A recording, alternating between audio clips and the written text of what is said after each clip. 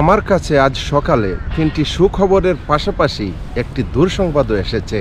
রমজান মাসে ইনসাফ প্যাকেজে আবেদন করা 3 জনের কানাডার ভিজিট ভিসার অ্যাপ্রুভাল লেটার এসেছে, আর সাথে একজনের রিফিউজ লেটারও এসেছে।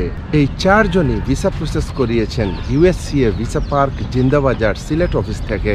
এই প্রতিষ্ঠানটি বর্তমানে অত্যন্ত কম খরচে বৈশাখী তুফান প্যাকেজের মাধ্যমে কানাডার ভিজিট ভিসা প্রসেস করছে। এই প্রতিষ্ঠানের সাথে যোগাযোগ করার যাবতীয় ইনফরমেশন এই ভিডিওর ডেসক্রিপশন বক্সে পেয়ে যাবেন। স্ক্রিনে বর্তমানে যে ভাইয়ের কানাডা ভিজিট ভিসার অ্যাপ্রুভাল লেটারটি দেখতে পাচ্ছেন, উনার বাড়ি সিলেট জেলায়। তিনি বিগত জানুয়ারি মাসে কোনো একটি প্রতিষ্ঠানের মাধ্যমে আবেদন করে কানাডার ভিজিট ভিসা রিফিউজ হয়েছেন, কিন্তু ইউএসসিএ ভিসা পার্কের ইনসাফ প্যাকেজের মাধ্যমে আবেদন করে তিনি আজকে কানাডার ভিজিট ভিসার অ্যাপ্রুভাল লেটার পেলেন।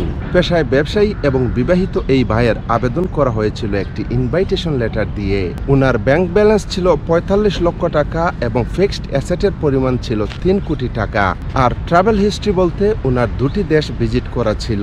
স্ক্রিনে এই মুহূর্তে যে বোনের কানাডার ভিজিট ভিসার অ্যাপ্রুভাল লেটারটি দেখতে পাচ্ছেন, উনার বাড়ি পাবনায়। তিনি পূর্বে অন্য কোনো একটি প্রতিষ্ঠানের মাধ্যমে আবেদন করে রিফিউজ হয়েছিলেন, কিন্তু শুধুমাত্র নেপাল ভ্রমণ করে ইউএসসিএ ভিসা পার্কের ইনসাফ প্যাকেজের মাধ্যমে আবেদন করে আজ তিনি কানাডার ভিজিট ভিসার অ্যাপ্রুভাল লেটার পেয়েছেন।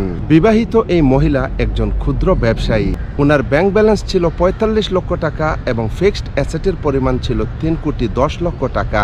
আর ডেফিনেটলি আবেদন করা হয়েছিল একটি ইনভাইটেশন লেটার দিয়ে। স্ক্রিনে এই মুহূর্তে যে ভাইয়ের কানাডা ভিজিট ভিসার অ্যাপ্রুভাল লেটারটি দেখতে পাচ্ছেন, উনার বাড়ি ঢাকা জেলায়। উনার কোনো ট্রাভেল হিস্ট্রি ছিল না। বিবাহিত এই ভাই একাই ইনসাফ প্যাকেজের মাধ্যমে আবেদন করে আজ কানাডার ভিজিট ভিসার অ্যাপ্রুভাল লেটার পেয়েছেন। উনার ব্যাংক ব্যালেন্স ছিল 55 লক্ষ টাকা আর ফিক্সড অ্যাসেটের পরিমাণ ছিল 2 কোটি 43 লক্ষ টাকা। আর ভাইজান, তার ক্ষেত্রেও একটি প্রফেশনাল ইনভাইটেশন লেটার দিয়ে আবেদন করা হয়।